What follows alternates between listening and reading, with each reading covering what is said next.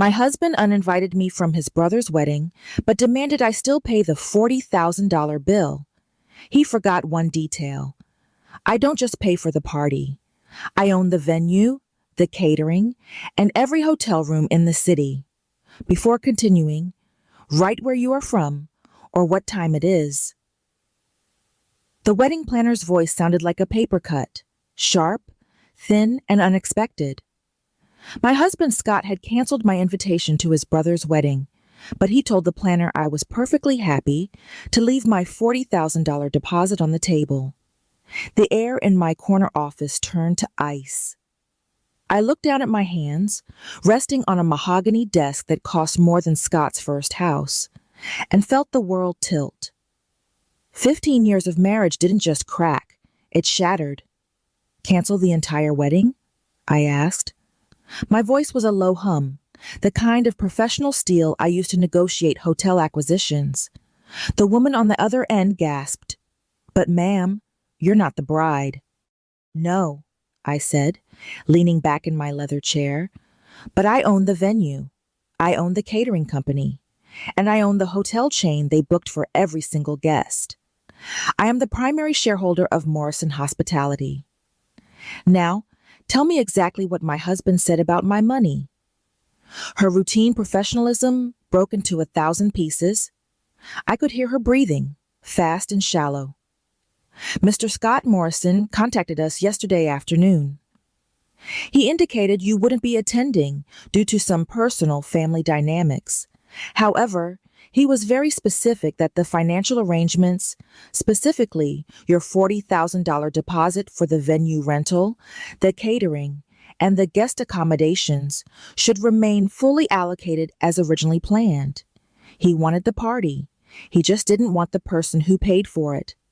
I stared out at the Phoenix skyline, 32 floors above the humming morning traffic.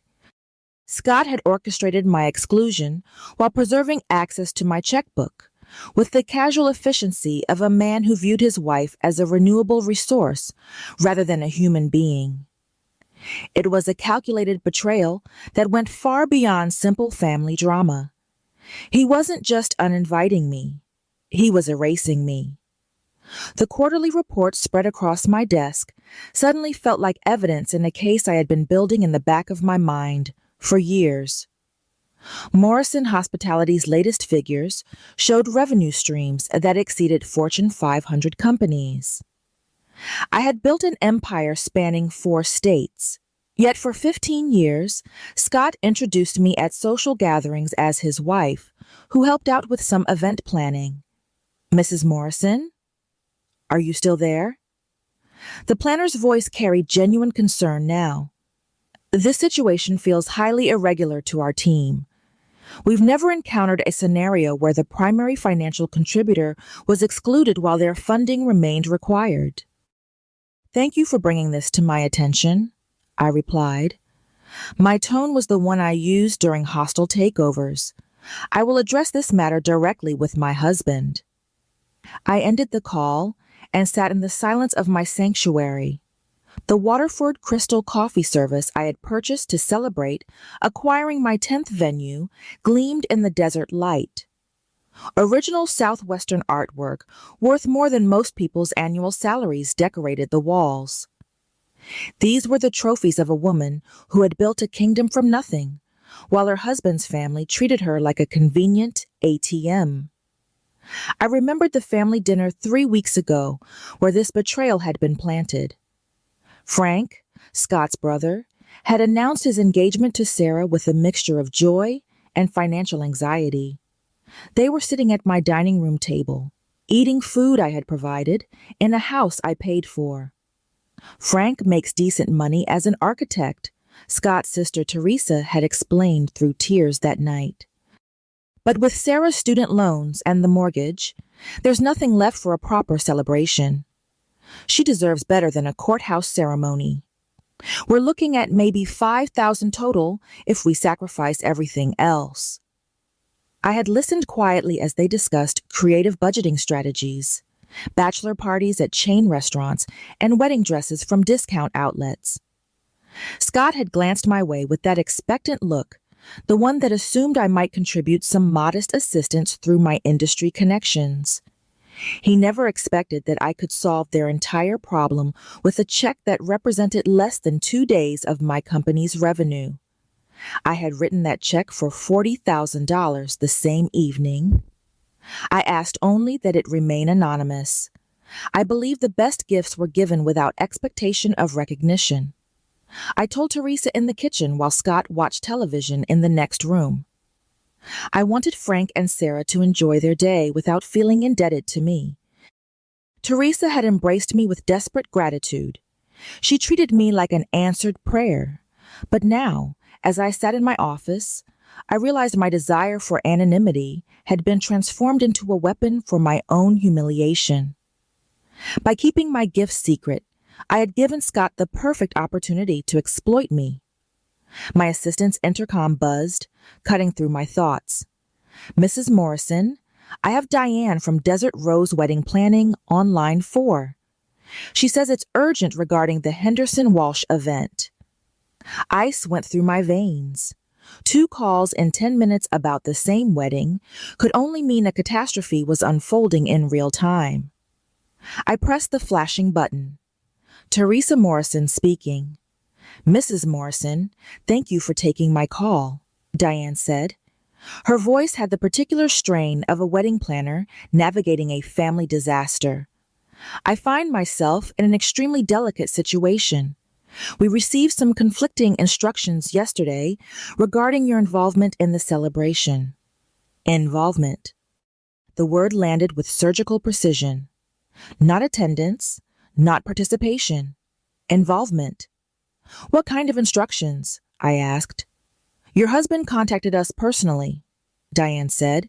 "He requested we remove your name from all guest lists, seating charts, and formal announcements. He was very specific about maintaining the $40,000 financial arrangements exactly as established. He also provided alternative contact information for all future coordination." "Who is the new contact?" "He told us to direct everything through Teresa Morrison, your sister-in-law." The symbolism was perfect in its cruelty. I would pay for the wedding while being replaced by another Teresa. It was as if I were an interchangeable piece of family machinery that could be swapped out without anyone noticing the machine was still running on my fuel. "Mrs. Morrison," Diane said, her professional mask slipping. "In 15 years, I have never seen this. Our team feels uncomfortable proceeding without your explicit consent." Before I could answer, my phone buzzed with a text. It was from Scott. The preview made my stomach clench. I put Diane on hold and opened the message. "Stop being dramatic," the text read.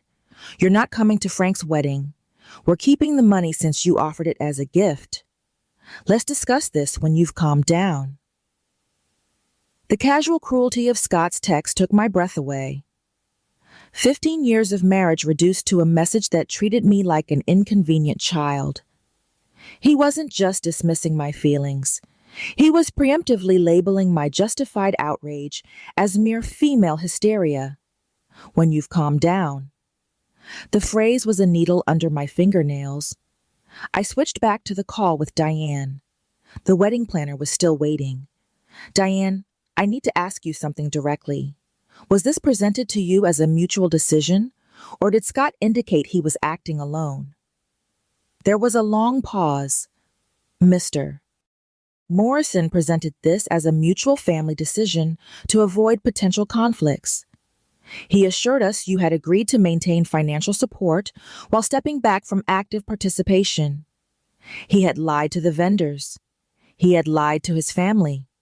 And he was currently lying to himself if he thought I would let this stand." Diane continued, her voice growing more strained. "He seemed unfamiliar with our standard procedures.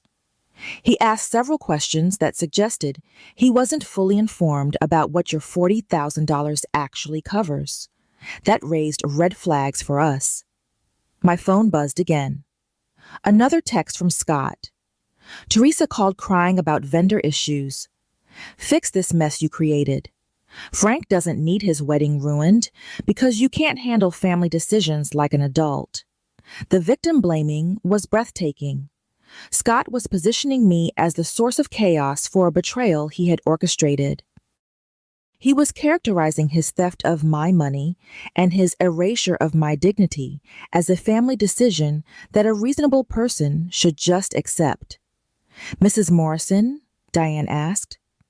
"I need to inform you that other vendors are calling with concerns.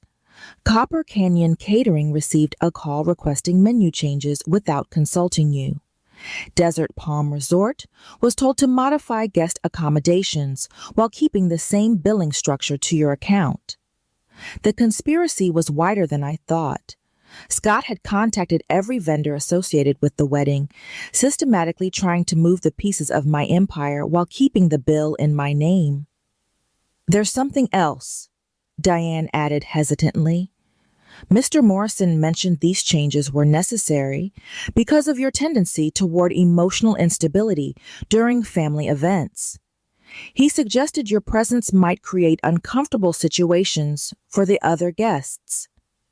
He was assassinating my character to justify my exclusion. The man who had benefited from my business success for over a decade was now portraying me as mentally unfit to attend a social gathering. He was creating a narrative that made my exclusion look protective rather than punitive." I looked at my reflection in the office window.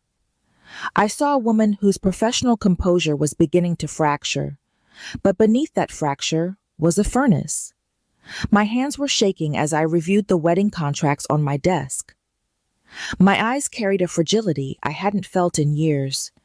The empire I had built as armor felt meaningless if the people I trusted most could decide I was disposable. I sat there for 30 minutes after the call ended, the silence of the office pressing in on me. Then the phone rang again. It was Teresa, Scott's sister.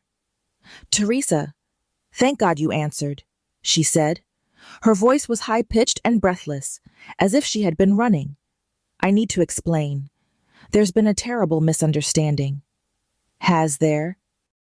I kept my tone neutral, though my heart was hammering against my ribs. I wanted to hear the lie she had prepared. "Listen, we were trying to protect you," she said. "Scott explained how stressed you've been with work. We thought if we handled the details ourselves, you could just relax and enjoy the celebration without the pressure."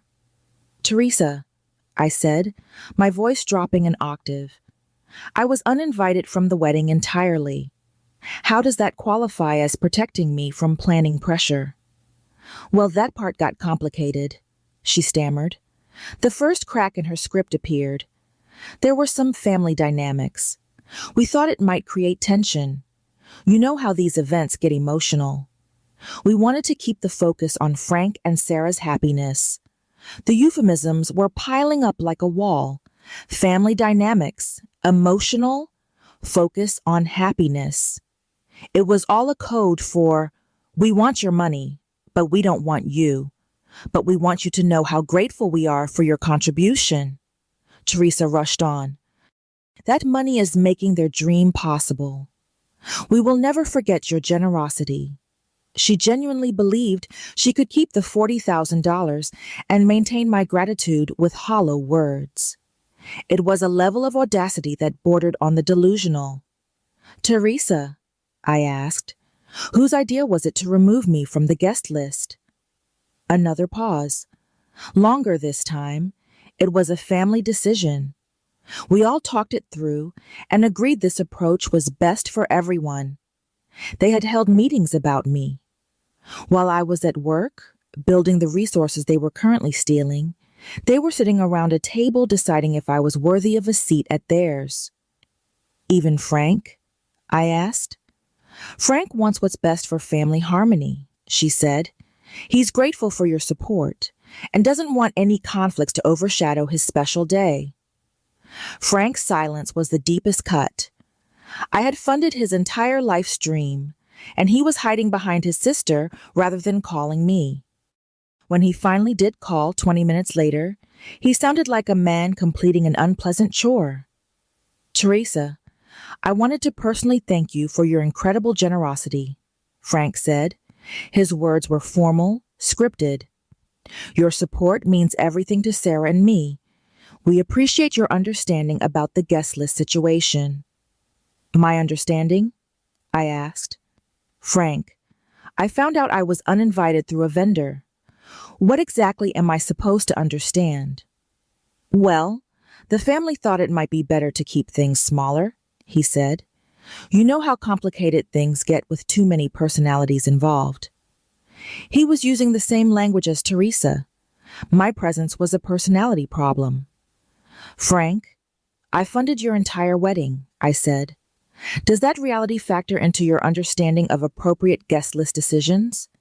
He let out an uncomfortable laugh. Teresa, you offered that money as a gift. We're grateful, but gifts don't come with strings attached, right? The man whose architectural career was built on structural integrity couldn't see the ethical rot in his own wedding. He had transformed my anonymous generosity into an obligation-free windfall. I hung up. I didn't say goodbye. I just waited for Scott to come home. He walked into the kitchen that evening with an aggressive defensiveness. He dropped his briefcase with a heavy thud and glared at me. I hope you're satisfied with the chaos you've created, he said. Teresa spent the afternoon crying because vendors are asking inappropriate questions. The victim blaming had reached its peak. Scott, I said, standing my ground, you orchestrated my exclusion while keeping my money. The chaos was created by your betrayal, not my reaction. Betrayal? He shouted. I was trying to prevent drama. Your success has made you arrogant. You think funding something gives you the right to control everything. The accusation revealed the bitterness he had been hiding. He had watched my business achievements with resentment, interpreting my success as a threat to his ego. This wasn't about family harmony. This was about diminishing a wife who had outperformed him. 15 years of supporting your career, I said. 15 years of funding our lifestyle and accepting your family's treatment. And you think I'm the arrogant one? This is exactly the reaction we wanted to avoid, he sneered. Frank doesn't need his celebration ruined by your need to be the center of attention. He was rewriting our history in real time. He was turning my years of quiet support into a narrative of narcissism to justify his theft. That night, lying in our king-sized bed while he slept peacefully beside me, I felt a devastating loneliness. The silence stretched between us like an ocean. I had spent 15 years building bridges to people who were quietly preparing to burn them the moment I became inconvenient. But as the sun began to rise over the Phoenix desert, I realized something Scott had forgotten. I wasn't just a wife. I was the architect of the bridge, and I knew exactly how to take it down. The morning brought no relief, only a cold, sharpening clarity. Scott had left early without a word, leaving the house feeling like a hollowed-out shell. My phone was already blinking, with missed calls from his mother, Margaret. I poured a cup of coffee and listened to the voicemail. Her voice was smooth, practiced in the art of family diplomacy. Teresa, darling, I hope you understand that family situations get complicated. Margaret's voice flowed. Scott mentioned some concerns about the wedding arrangements. We all appreciate your generous contribution. Perhaps it would be best if we just let bygones be bygones and focused on Frank's happiness. Let bygones be bygones. She was talking about $40,000 and a systematic humiliation as if it were a spilled glass of water. It was a containment strategy. Scott's sister Jennifer called next. Her tone was patronizing sympathy.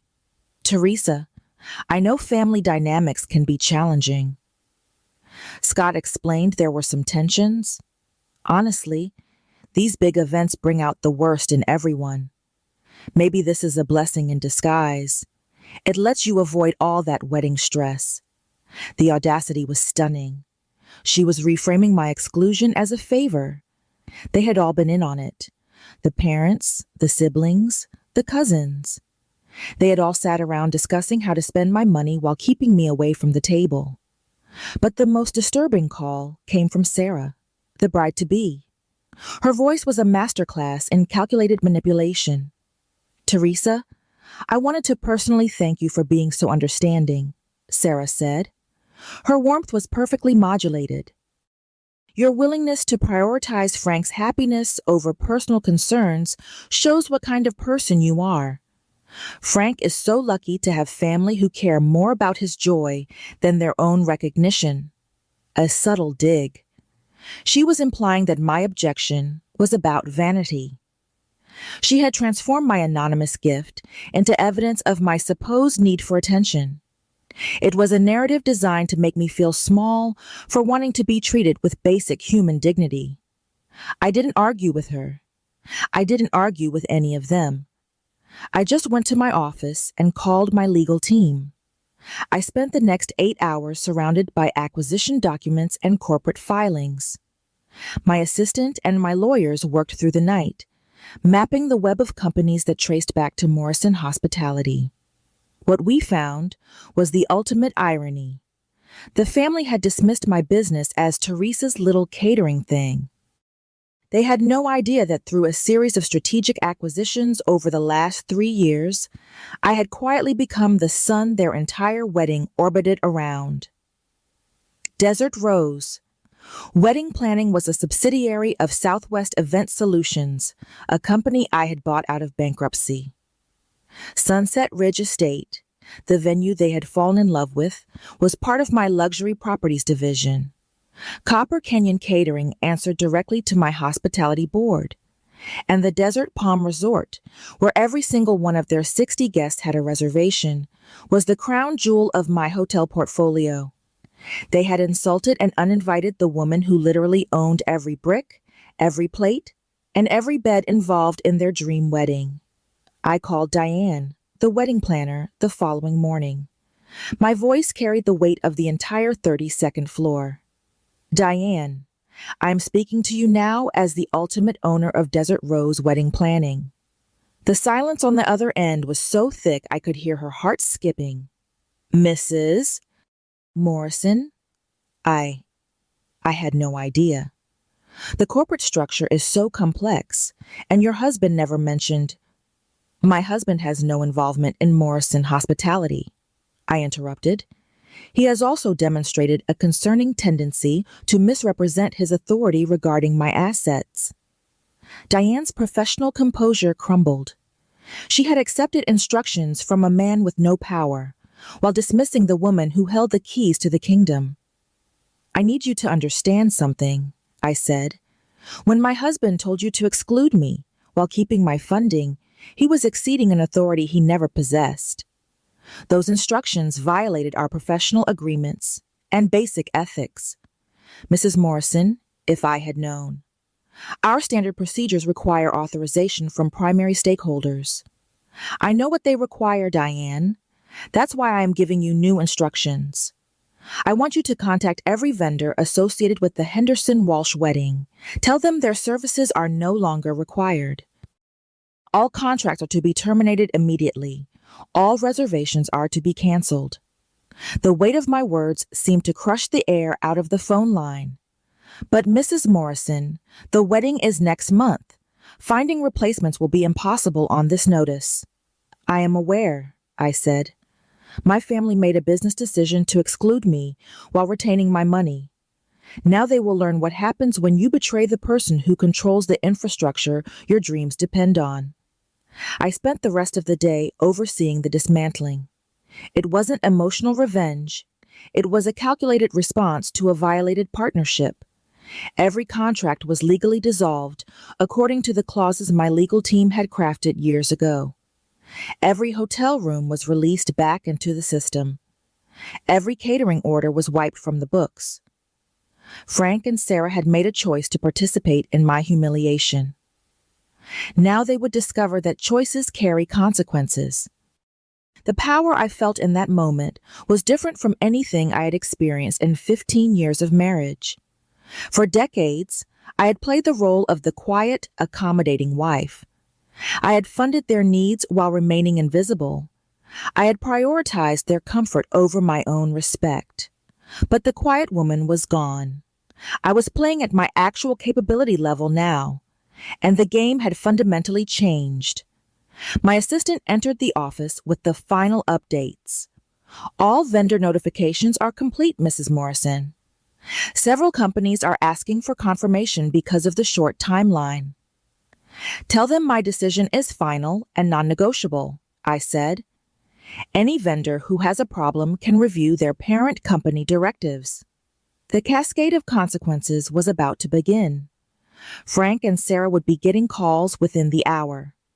Their wedding was disappearing. Their venue was gone. Their guests had nowhere to stay. The celebration they had planned for months was disintegrating because they thought they could treat me as a resource rather than a person. I sat in my office, watching the sun dip toward the horizon. I had spent 15 years building bridges. Now, I was watching the fire. The first phone call from Teresa came exactly 2 hours later. I let it ring. And then I let it ring again. On the third attempt, I picked up. Teresa, something terrible is happening. Her voice was a shriek of pure panic. I had never heard her sound so desperate. Every single vendor just called to cancel. The venue, the caterer, the hotel. They said everything is gone. I maintained the voice of a professional observer. That sounds extremely concerning, Teresa. Did they give you a reason? They said it was corporate policy or parent company directives. It makes no sense. We paid deposits. We have contracts. How can they just shut us out? I leaned back in my chair, savoring the irony. Have you tried contacting alternative vendors? Every decent venue in Phoenix is booked solid. Teresa was sobbing now. Every caterer is full. Even the hotels in Tucson and Flagstaff won't take us. It's like the entire industry coordinated to blackball us. They didn't blackball you, I thought. They just followed the owner's orders. My 15 years of acquisitions had created a network so comprehensive that there were no alternatives left for someone on a budget. I've been calling for 6 hours, she continued. Frank is in a total state. Sarah won't stop crying. Teresa, you have to help us. You know people. You have connections. Can't you fix this? The woman who had helped uninvite me was now begging me to save the wedding I had just dismantled. The lack of self-awareness was almost impressive. I'm afraid my influence is limited in these situations, I said smoothly, especially since I am no longer involved in the event. Frank called 20 minutes later. He was trying to be analytical, the way he approached his architectural drawings. Teresa, I need to ask you something directly. Do you have any idea why every vendor would cancel on the same day? It does seem like an unusual coincidence, Frank. Have you considered whether someone with significant industry influence might have a reason for these actions? There was a long silence. I could hear the gears turning. Frank was smart. He knew this level of coordination required power.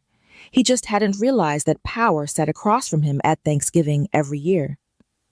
Are you suggesting someone is deliberately sabotaging our wedding? He asked. His voice was trembling. Who would do that? I wouldn't want to speculate on motivations, I said. But the capability part is interesting. This would require someone with connections across multiple categories, someone who owns the infrastructure. I hung up before he could put the pieces together. I wanted him to stew in the uncertainty. Then came Scott. He didn't call. He burst into my office at the end of the day, his face a mask of entitled fury. Teresa, you need to fix this mess immediately, he shouted. Frank is in full panic mode. Whatever game you're playing needs to stop right now. The casual dismissal of my actions as a game was the final nail. Scott, I said, not moving from my desk. I'm not playing a game. I'm allowing natural consequences to unfold. When people choose to betray family members who have been generous to them, the world tends to become a very small place. Natural consequences? He yelled. You're destroying Frank's wedding out of spite because your feelings got hurt. This is exactly the emotional instability we were trying to avoid. He was still doing it. He was still trying to turn his theft into my mental health problem. It was a circular logic that was as impressive as it was morally bankrupt. Scott, I said, my voice like a serrated blade. You excluded me from a wedding I funded while keeping my $40,000. If you can explain how that is reasonable behavior, I'm willing to listen. You offered that money as a gift, he screamed. Gifts don't come with strings. You think you can buy your way into places you're not wanted because of your success. You're arrogant, Teresa. The resentment was finally out in the open. He hated my success. He hated that I had built an empire while he stayed in my shadow. This wedding exclusion was his attempt to put me back in my place, to show me that no matter how much money I made, he still controlled my social standing. He was wrong. The industry whispers had reached a crescendo by the end of the week. Every vendor in Phoenix knew that Teresa Morrison was exercising her full influence. My reputation was transforming from a successful businesswoman to a force of nature, and the timing was perfect for my final move. I scheduled a meeting for Monday morning at the Morrison Hospitality headquarters. I sent formal invitations to Scott, Frank, Sarah, Teresa, and both sets of parents. I sent them through my assistant with the clinical precision of a corporate summons. I chose the 32nd floor conference room. It was designed to intimidate. Floor-to-ceiling windows overlooking the city, walls covered in industry awards and acquisition certificates, a conference table made of a single piece of Arizona mesquite. It was the heart of my power. They arrived separately, looking like shell-shocked survivors of a natural disaster. Scott was pale, his hands shaking. Frank and Sarah were wearing neutral masks, but their eyes were wide with recognition as they looked around the room. They were finally seeing the empire they had dismissed as my little catering thing. I sat at the head of the table in a navy Armani suit. I didn't look like a wife who had been uninvited. I looked like a queen about to deliver a verdict. Thank you all for coming, I said. I believe we have several important matters to discuss regarding the recent cancellations and the future of our family relationships. The silence was profound. For years, these people had talked over me. They had dismissed my opinions while spending my money. Now they were sitting in my world, surrounded by evidence of an influence they couldn't even comprehend. Finally, Frank stood up. He looked me in the eye, and for the first time, I saw genuine remorse. Teresa, he said, I want to apologize. Not just for myself, but for all of us. What we did was inexcusable. I should have questioned the decision. I should have seen that no amount of family harmony justifies treating you with such disrespect. His words were the first seed of redemption, but an apology wasn't going to fix the bridge they had burned. Frank, I said, your apology is noted, but apologies don't address the systematic nature of this betrayal, or the $40,000 your brother tried to steal. The room felt smaller as the weight of my words settled. Scott tried to jump in, his voice cracking with desperation. Teresa, we were just trying to prevent drama. The exclusion was never meant as an insult. It was meant to protect everyone from uncomfortable situations. Protect everyone? I asked. By orchestrating my public humiliation and keeping my money? Tell me, Scott, how does theft qualify as a protective measure? He had no answer. He just sat there, his world crumbling. When he finally realized that I controlled not just the wedding, but the very industry he depended on for his lifestyle, his anger turned into bargaining. We can fix this, he said, if everyone just steps back from the emotional reactions and focuses on family unity. "The situation has already been fixed, Scott," I said. "Your brother's wedding was canceled because the family that planned my exclusion discovered they had no alternatives once I withdrew my support. You are now experiencing the result of your choices." I stood and walked to the window, looking out at the city I had spent 15 years conquering. Much of the hospitality infrastructure below was unknowingly under my control.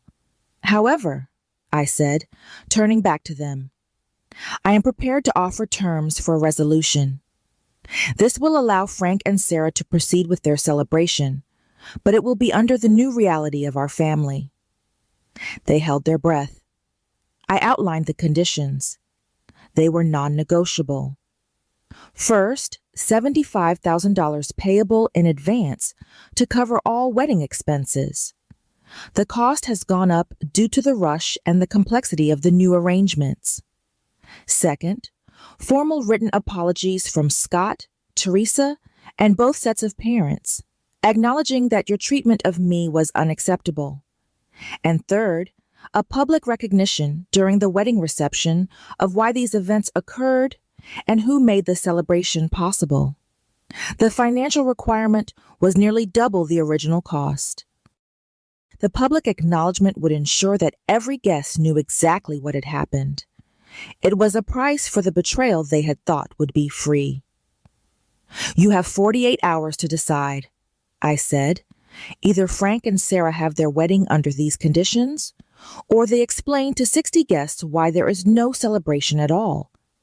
The 48-hour deadline passed, with Frank's acceptance. The $75,000 appeared in my account on Wednesday morning. The apologies followed, some contrite, some grudging, but all signed. 4 weeks later, I stood in the main hall of Canyon View Lodge. It was one of my smaller, more intimate properties, nestled against the desert foothills. The original gaudy plans Frank and Sarah had envisioned were gone, replaced by my own aesthetic of elegant simplicity. The guest count had been reduced from 60 to 40. I had personally reviewed the list to ensure only people who truly mattered to the couple were present. The reduction in numbers had paradoxically created a more sophisticated, meaningful celebration. My assistant approached me with the final confirmations. "All vendors are ready, Mrs. Morrison. The catering team has confirmed the menu, and the photographer understands you will be reviewing all images before release." The transformation in the hospitality community had been profound. I was no longer just a businesswoman, I was an industry legend. The story of the quiet mogul who nearly canceled a wedding over a betrayal had spread through the desert like wildfire. During the dinner, Frank stood up to address the room. His voice was steady, and he didn't use a script. "Before Sarah and I exchange our vows, I want to acknowledge someone whose generosity and forgiveness made this possible," he began. "Teresa Morrison did more than just fund our wedding. She preserved our family's integrity when we had abandoned it. Her willingness to rebuild what we destroyed through our selfishness represents a character we should all aspire to." The applause was genuine. For the first time, I felt seen by the people who had spent 15 years looking through me. Sarah stood up next, her eyes bright with tears that seemed real. "I want to publicly apologize for our treatment of Teresa," she said. "We responded to extraordinary generosity with disrespect. We accepted her money while excluding her presence. It was a moral failure I will remember for the rest of my life."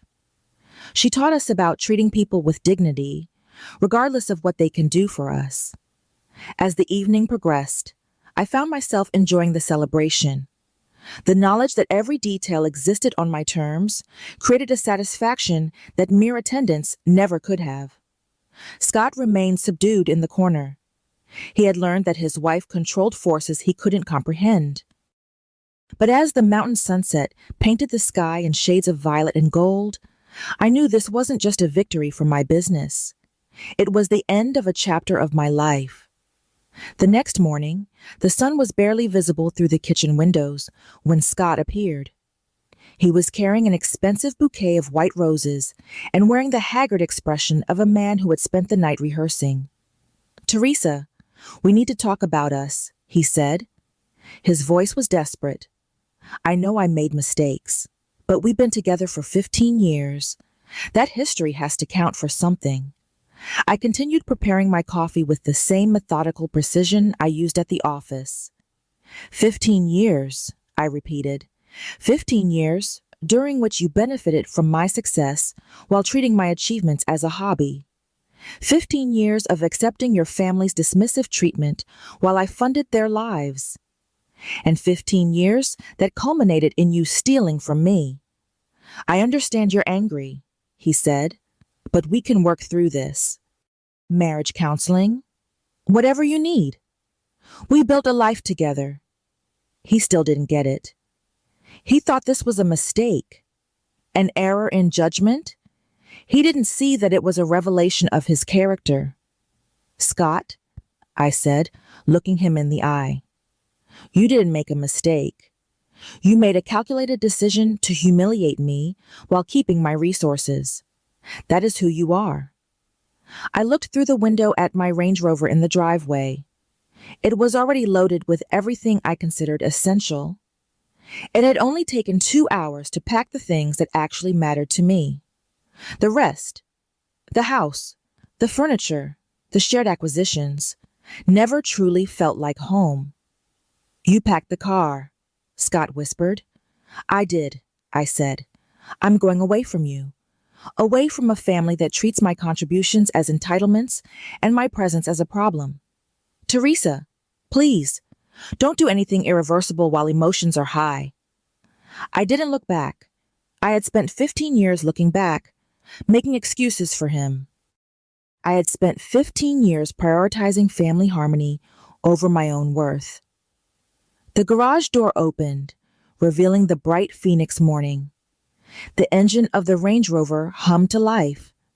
As I backed out of the driveway, I saw Scott's silhouette in the window, a man who had lost everything because he thought he could undervalue the woman who built his world. The desert road stretched out before me, wide and full of possibilities. I was no longer the quiet woman in the background. I was the architect of my own future, and for the first time in a long time, I was exactly where I wanted to be. The silence of my new Scottsdale residence was a luxury I hadn't known I was missing. In the weeks following the wedding, the desert air felt cleaner, stripped of the heavy layers of Scott's resentment and the family's constant, subtle demands. I was sitting on my terrace, watching the sunset bleed into the horizon when my phone vibrated. It was a notification from my bank. A massive transfer had been initiated from our joint account, the one I had left open for the mortgage and basic utilities on the old house. Scott was trying to move $200,000 into a private offshore entity. My pulse didn't even quicken. It was the final, desperate move of a man who realized his renewable resource had finally run dry. I tapped a single button on my screen, freezing the account and flagging the transaction for fraud. My legal team had already filed the divorce papers, but Scott was refusing to sign, clinging to the idea that 15 years of history gave him a permanent claim to my empire. He sent me a photo of a handwritten note he'd left on the windshield of my car at the office. "We can rebuild this. Don't throw away a decade and a half for one weekend of anger." He still called it a weekend of anger. He still couldn't see the theft. The next morning, I walked into the new Morrison Hospitality headquarters. The glass facade reflected the morning light like a diamond. My assistant, Sarah, no relation to the bride, met me at the elevator with a stack of folders. "Mrs. Morrison, the news of the wedding cancellations has reached the national hotel boards. We have 3 inquiries from Fortune 500 firms looking to switch their event management to us. They heard about your decisive leadership. The industry didn't see a woman scorned. They saw a mogul who wouldn't be trifled with. But the victory felt hollow when my desk phone rang, and the caller ID showed Margaret, Scott's mother. "Teresa, honey, you've had your fun with the wedding," Margaret said, her voice dripping with artificial sweetness. "But Scott is falling apart. The neighbors are talking because you've moved out. This is starting to affect our reputation in the community." I stood by the window, looking down at the city. "Margaret, I'm not having fun. I'm getting a divorce." "You're being selfish," she snapped, the mask finally slipping. "We welcomed you into this family. We let you use our name to build that little business of yours. The least you can do is show some loyalty now that things are difficult." The entitlement was a physical weight. I realized then that they would never see the truth because the lie was too profitable. "I'm hanging up now, Margaret," I said quietly, "and I suggest you tell Scott to stop trying to drain my accounts. My lawyers are watching every cent." I ended the call and felt a sharp jolt of adrenaline. It wasn't just Scott. The entire family was circling the wagons to protect their access to my wealth. I opened my laptop and saw a new email from Marcus Chin, my business partner. "Teresa, check the local news site," it read. "Someone leaked a distorted version of the wedding story. They're calling you a corporate bridezilla who held her own family hostage for a power trip. The social war had begun." The headline was a jagged blade. "Local mogul destroys brother-in-law's dream wedding over guest list spat." The article didn't mention the $40,000 theft or the ownership of the vendors. It painted me as a cold, calculating narcissist who used her wealth to punish her husband for a minor disagreement. I knew the source immediately. Scott had used his sister Jennifer's connections at the local paper to spin the narrative. They were trying to shame me back into the marriage by threatening my professional reputation. My phone was a furnace of incoming messages, clients asking for clarification, board members expressing concern about the optics. I felt the familiar shake in my hands, but I forced it down. In the world of hospitality, reputation is the only currency that matters. I called a meeting in the same 32nd floor conference room where I had delivered the wedding terms. Marcus Chin was already there, his face grim. "They're coming for your character, Teresa," Marcus said, sliding a tablet across the mesquite table. "If this narrative takes hold, we lose the hotel management contracts in Nevada. They want stability, not drama." "Then we give them the truth," I said, "but not through a press release. We give it to them through the people who saw it happen." I reached out to Frank. I expected him to side with his brother, to protect the family name.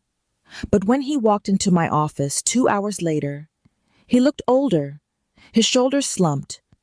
"Teresa, I saw the article," Frank said, sitting in the leather chair. "It's a lie. Sarah and we've been talking. We can't build a marriage on a foundation of Scott's deceptions." "Frank, I need you to go on the record," I said. "I need you to tell the board and the paper exactly who paid for that wedding and why the vendors really canceled." He looked at the floor for a long time. "It would destroy my relationship with Scott. My mother would never forgive me. They uninvited your sister-in-law and stole $40,000 from the woman who was trying to give you a dream," I reminded him. "Is that the family you want to protect?" Frank stood up, his jaw set. He didn't answer. He just walked out. I spent the next 48 hours in a state of high-stakes suspense. The Nevada deal was set to close on Friday morning. If the board didn't see a retraction by then, the $200 million acquisition would evaporate. Thursday night, I was alone in the office, the city lights shimmering 32 floors below. My phone buzzed. It was a link to a new article. The headline had changed. Architecture of a betrayal. Groom reveals truth behind canceled wedding. Frank had done it. He had released the original check I wrote, the receipts for the deposits Scott tried to keep, and a recorded conversation where Scott admitted to managing the guest list without my knowledge. The backlash against Scott and his family was instantaneous and brutal. But as I exhaled a breath, I felt like I'd been holding for 15 years. A new message flashed on my screen. It was from an unknown number, just a picture of my new house in Scottsdale, and 4 words: "You shouldn't have done that." The threat hung in the air like the smell of ozone before a storm. I didn't go home that night. I stayed in a suite at the Desert Palm, surrounded by my own security team. Scott was spiraling, and a desperate man with nothing left to lose is the most dangerous kind of predator. By Friday morning, the Nevada deal closed with a record-breaking signature. My professional victory was complete, but my personal life was a battlefield. I received a call from my attorney. "Scott has agreed to sign the papers," she said, "but he has one condition. He wants to meet you in person, one last time, at the old house. He says there are items of yours he won't give to the movers." "It's a trap," Marcus said, standing in my office doorway. "Don't go, Teresa. Let the lawyers handle it." I looked at the Waterford Crystal coffee service on my desk. I had spent 15 years being afraid of making waves, of causing drama. If I didn't face him now, I would be running for the rest of my life. "I'll go," I said, "but I'm not going alone." I arrived at our former home at sunset. The house looked different, neglected. The desert garden I had painstakingly maintained was wilting. Scott was standing in the kitchen, a glass of amber liquid in his hand. He wasn't wearing the roses this time. He looked hollowed out. "You ruined me," he said, his voice a low, dangerous rasp. "My family won't even speak to me." Frank moved to another firm. "My mother is being hounded by reporters." "You ruined yourself, Scott," I replied, staying near the door. "You thought my generosity was a weakness you could exploit. You thought you could keep my $40,000 and erase my existence. I loved you," he shouted, slamming the glass onto the granite counter. "No," I said. "You loved the lifestyle I provided. You loved the status my name gave you. But you hated the woman who actually did the work." He stepped toward me, his face contorted with a decade of hidden resentment. He reached into his pocket, and my security detail, waiting just outside the glass door, tensed. He pulled out a small velvet box. "Our 15-year anniversary gift," he said, his voice breaking.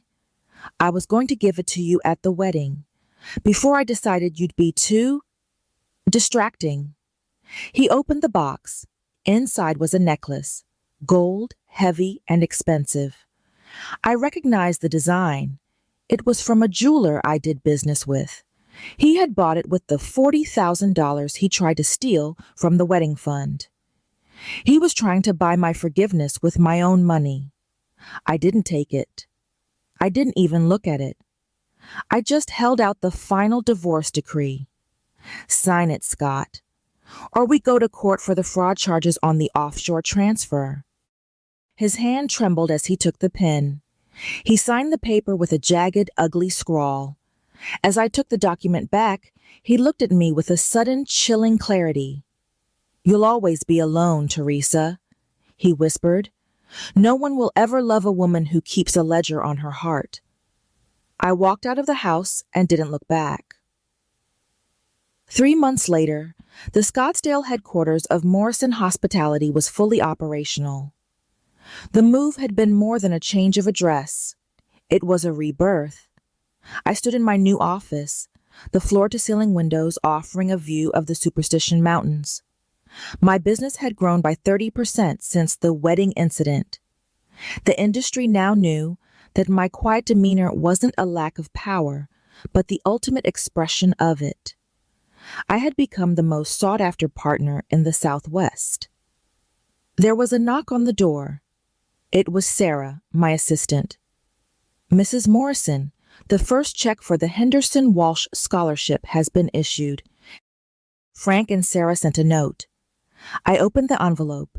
It was a photo of the first recipient, a young woman from a low-income background starting her degree in hospitality management. Frank had written on the back, "Building something that finally has a solid foundation." Thank you.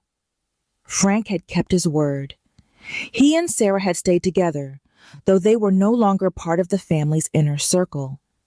They had chosen a different path, one defined by the lessons of accountability I had forced them to learn. Scott's sister, Teresa, had filed for bankruptcy after her own catering business collapsed without my back-end support. Margaret and the rest of the family had retreated into a bitter silence, their social standing in Phoenix permanently tarnished by the revelation of their greed. I picked up my favorite mug, not the one Scott gave me, but a new one I'd bought for myself in Sedona. I felt a sense of peace that was deep and immovable. I had lost a husband, but I had found my voice.